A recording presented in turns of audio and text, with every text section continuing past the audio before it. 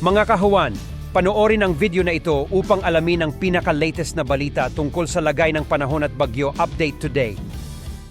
Patuloy ang epekto ng amihan sa Northern Luzon, samantala ang Intertropical Convergence Zone o ITGZ ay nanatiling nakakaapekto sa Mindanao. Kasalukuyan, wala po tayong binabantayan na low pressure area o bagyo sa loob ng ating Philippine Area of Responsibility at yun din po sa parte ng Dagat Pasipiko. Yung shear line ngayon po ay wala pero inaasahan na makakaapekto sa Cagayan Valley, maaari pong mayang hapon. Sa susunod na 3 araw, inaasahan ang paglakas ng amihan at maaari makapekto sa malaking bahagi ng Luzon, kasama na rin ang ilang bahagi ng Visayas.